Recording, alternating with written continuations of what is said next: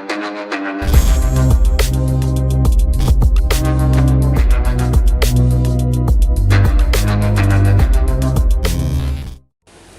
guys, what's up? Dinul Pereira here, and I'm a software engineering undergraduate in Java Institute. And if you are new to the channel, this channel I recently created for uploading stuff and videos regarding the field of software engineering. So if he or she is interested in software engineering, this is the right channel for you. So you can hit that subscribe button and hit that bell icon for me. It will be a help for you and for me, and it will be a great booster for me to upload more interesting content in this YouTube channel. And without further ado, let's move on to question number 19. Let's see what we have. Okay, question number 19. I'm going to roughly read the question and then we'll jump on to the answer. Okay, question number 19.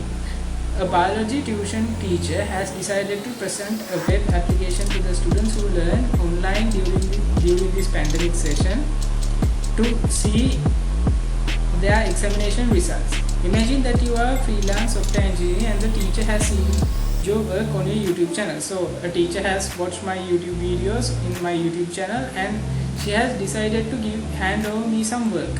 Okay, let's see what she has given to me. Okay. Her requirement is creating a registration page, a login page, a view results page, and add a results page. Okay.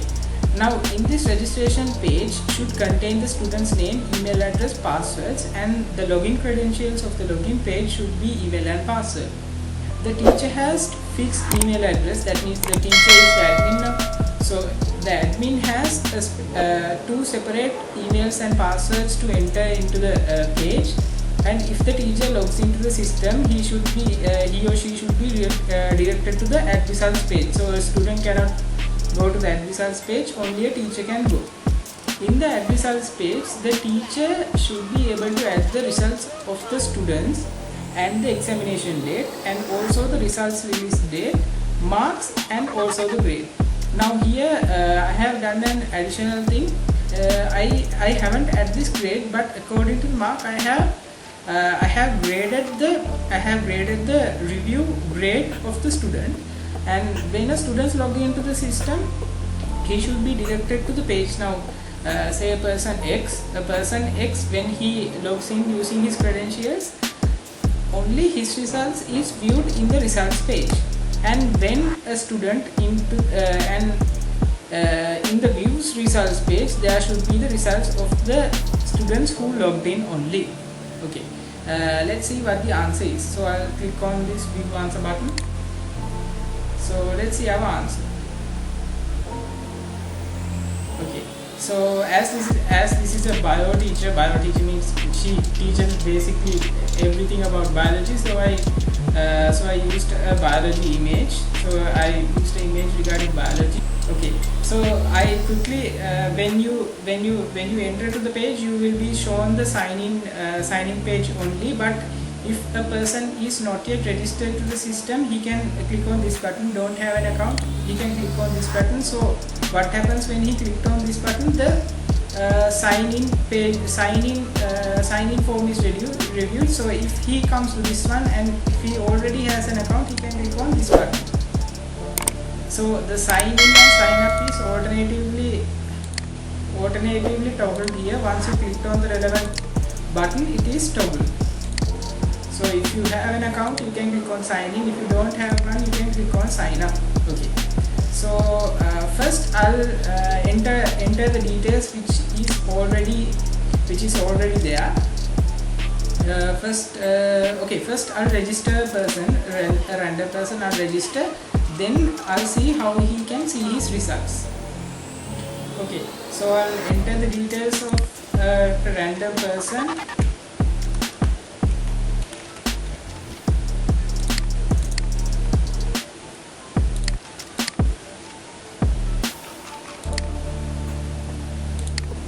And I'll create a password.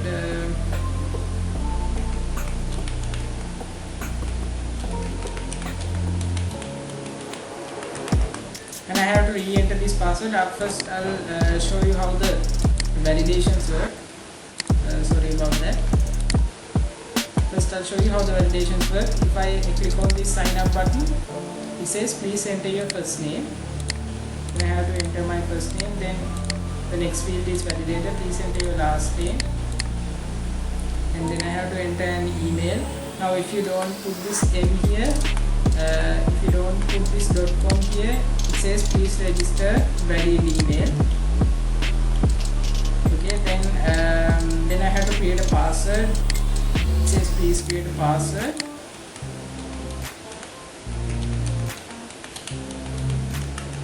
Okay, I created a password. Let's see. Okay, please confirm your password. I have to enter the same password that I created.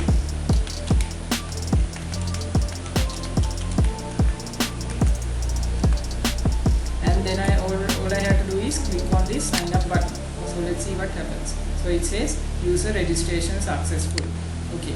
So once I clicked on that OK button, it will automatically swap, so I can sign in on the details that I have entered. So before doing that, I'll show you the database. So there are two users already. So once I refresh the page, I have this new user that I have entered here. The details that I have entered is already displayed here using the passwords, emails, username, user last names, and user first names. And also if I now enter the details of the specific person, he will be logged into the results page. So since I now registered this person doesn't have any marks obtained, because as a teacher I have entered the marks yet. So first I have to register myself as a teacher, and then I can review my marks. So let's go back to the question and see how a teacher can register him or herself onto the page. So the teacher has a fixed email and password to log in as email admin@gmail.com, and the password is admin@123. So the email is admin@gmail.com and the password is admin@123. Okay, so now I have to click on login. So it says welcome to the admin panel. So once I click on OK button,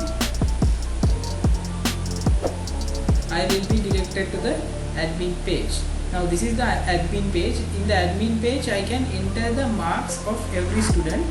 I'll enter the marks of the newly registered student.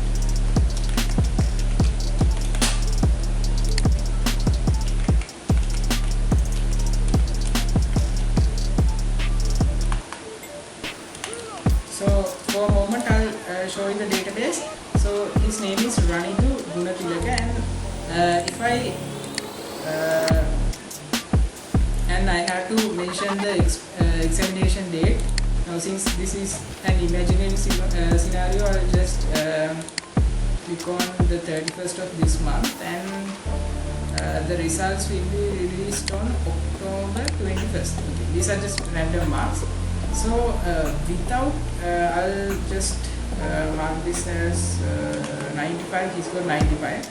Okay, so since this is the user that I have entered, I'll just omit some characters to see whether the marks of a student who is not registered in the database will be submitted marks. Okay, let's see. Submit. Once you click on submit, it says it's an error message. Okay, once you give on his name, and let's see if I submit the marks, there it says student marks have been submitted. Okay, now let's see on the database in the results table. Yes, this is the final mark. This is the final mark. The result ID is 8 and the student ID is 3. So the person who has the student ID, this is the user ID 3, gets the marks of 95. So it gets the marks of 95 and the examination date and results date are registered, and the mark is graded according from programming. So if the mark is above 75, the grade will be allocated as A. And if you want to update the marks, you can click on this button, but at the moment I won't do that. But so if you want to go back to the home page, you can click on that home button, and now I'm going to register myself and see whether the person's mark is registered.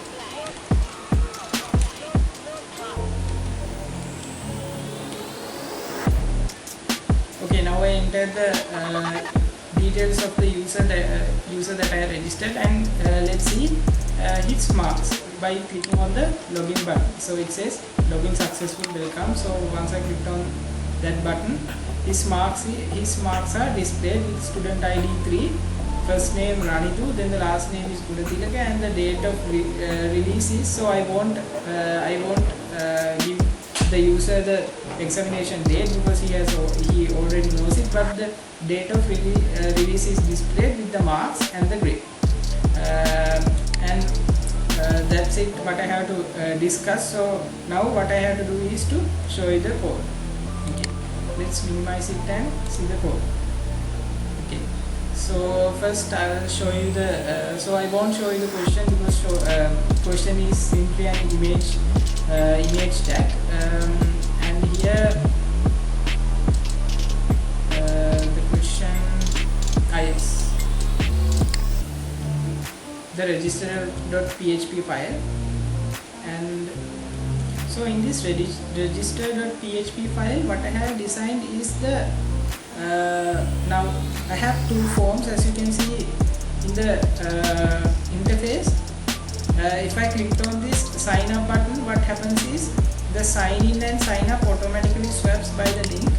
If you click on sign in, you will be uploaded onto the sign in page, and if you click on sign up, it is displayed the sign up page. And when you click on sign up, you see the sign up. If you click on sign in, you see the sign in. So in that way, what I have designed is, now this is a link. If you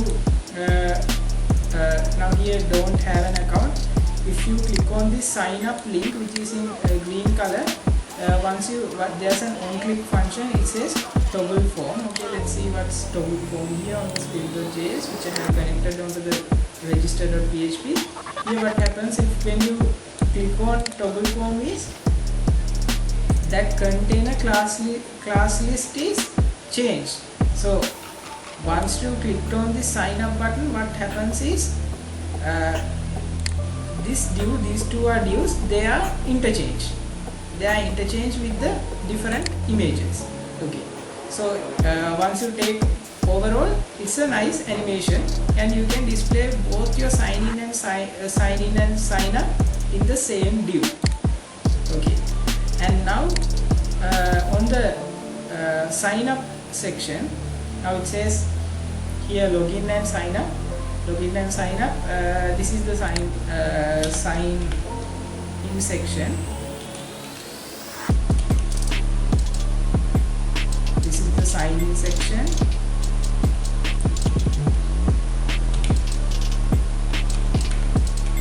This is the sign in section, and this is the sign up section.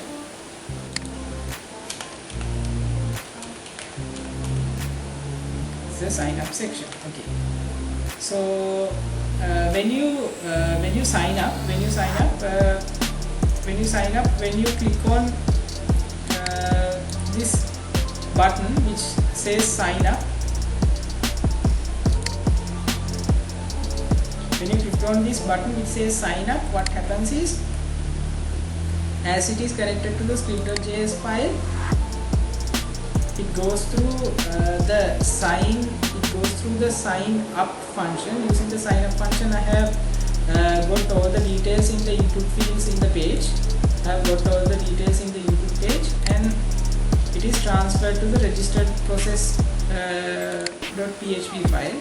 So I have taken all the values which are inserted on those input fields and they are validated as such. If the first name is empty, please enter your first name. Then if you don't have much characters in the first name, it says your first name doesn't have any characters, and like that many validations are formed in the form of if and else if blocks. And finally, if the validations are all terminated and if the user has successfully inputted his values onto the input fields, he will be allocated onto the database connection. Through the database connection, the values are inserted onto the database. So if there is a connection error with the database, it will be displayed as echo connection error, please try again. And if there's no connection error, it says here, it's very important here in this part, it says here require database.php. So now what happens is, I have done some difference other than the other questions. I have created a separate folder to access the database. This is called the object orientation part of PHP. So PHP is basically a procedural language, but due to a later update of PHP language, what happened is a small bit of object orientation part has been attached onto PHP. So I can use object orientation concepts, object orientation design patterns in PHP. So this is what I basically did. I created a class called database and I created a variable. I created a static variable. Now you will understand them further once I upload videos from Java questions. And I have created another function called db which has the database connection, and I have created two more functions which are called iod and s. IUD function is used for insert, update and delete functions, and this function is called upon when you hit a search query. And you can access these two functions using any page, because the variable and the class you can access from any page. So in the register process, what I have done is require database.php. I have connected this file over here. Then I have took the database connection and inserted this query. So without every time coding the database connection, what I did was I simply accessed the main file which has the database connection and connected into each and every file. So in that way, I don't need to repeatedly code that connection over and over again. So I have minimized the number of codes which are displayed in the Visual Studio Code, and the main advantages is it's easy to process, fast processing, and this is called the singleton pattern. Using the singleton pattern, using a single file, I can access onto other files using a single connection. So what I did was I used a single connection and connected all the files to the database. So the same thing happens in the login process .php. Once you log in, the login details are inserted here and they are validated in this section. So in this section, I have validated whether the user who's signing in is the teacher or a student. So there are only two people. It may be a teacher or it may be a student. So if it's the teacher, his or her credentials are always admin@gmail.com or admin@123. So if these fields are validated like this, now if the email is this one and the password is this one, OK1 is displayed onto the script.js file. So if you just refer to the script.js file, if uh, if the response text is OK1, he or she is directed onto the admin panel. If it's OK2, he is directed onto the results page where he or she, that means it's a student, and he or she can view his results. And when you go through the login process again, here also I have used that object orientation concept, that means the singleton pattern in the database connection, so I don't have to repeatedly write that database connection here. And I have checked whether there are such user according to the details that in the sign in section. So if the user enters his details, and if the user is registered onto the system, and here the programming checks whether there is such user who is registered in the database, and if there is a user, it's obvious that there's one row of data allocated for that user. So if the number of rows which is registered according to those emails and password is 1, it is displayed the message OK2. So if there is no user, the error message is displayed as echo invalid user, please try again. So if the user is not, if it's not a valid user, if I show you again, if it's not a valid user, if I now I just pressed a random password, and if I click on login, it says invalid user, please try again. So this magic happens due to this validation part and checking whether there's a user like this in the database. And next I'll show you the results.php. Now this results.php, I have used a session. And this session is allocated in the login process. As you can see, I have allocated a session to identify the user. So if the user is logged in, only he can arrive at the results.php file. And if the person has a session ID means in the session I have allocated an ID. Once the person logs in, he is allocated an ID. So if the person has that ID only, he can arrive at the results.php file. And if the person has that results.id file, he is displayed only this content. And if the person don't have, he is allocated, the page is connected with the script.js file, and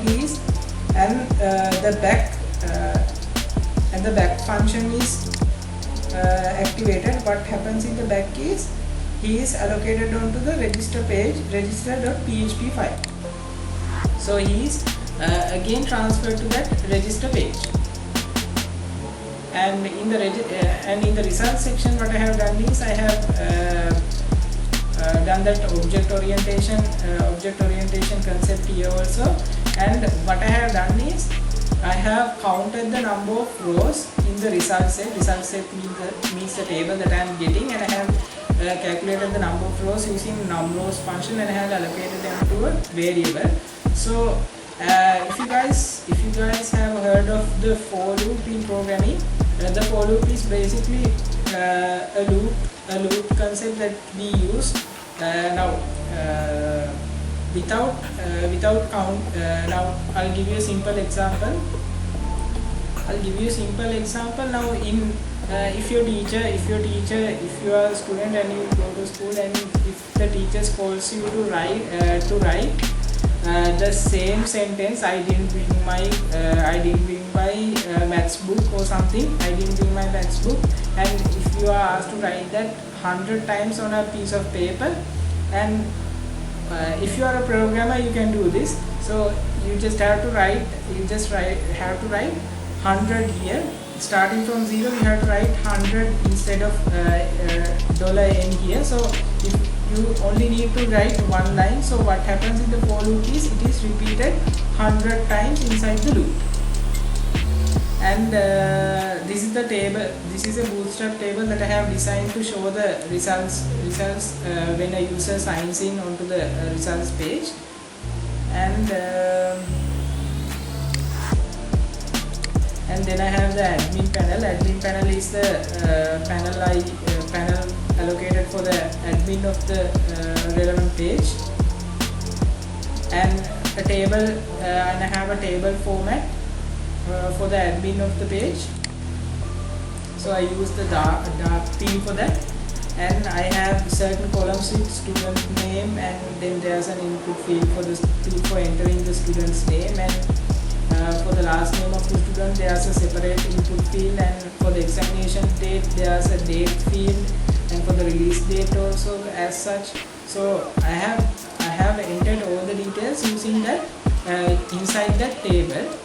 And so there are 3 buttons which are also inside the table. I have allocated onto 3 separate rows, and in those I have set on-click functions onto set marks and update marks, and again a back function to arrive at the register.php file again. And next what happens, next I have to show is the last PHP file. In this PHP file what happens is the details that you are entering in that results in the submit results page, the page which is allocated for the user is specified with the content only to enter the marks. Now if the admin enters the certain values of the students, they are taken onto this page, and first they are checked whether these values are empty or not. That means they are validated, and here comes the object orientation part of PHP. So I don't have to write that line of code which says database $dbms equal new MySQL localhost root, then my password, then the database, and 3306, that means the database port. I don't have to write that code. So instead I can create and use the object orientation concept from PHP. And now I have checked whether a student is present in the database according to the details which are entered by the student. So if the teacher enters the details of student X, first it is checked whether student X is registered in the database. So if there is such a user called X, then you are allowed to enter the marks. And in the process of entering marks, what happens is first I have searched upon the ID of the specific student. Then I have created a variable called $grade. Then I haven't assigned anything. So this is where that grade comes in. If the mark is less than 35, I have assigned F. If the mark is less than 45, I have assigned S. Then if the mark is equal or less than 55, I have given the mark C.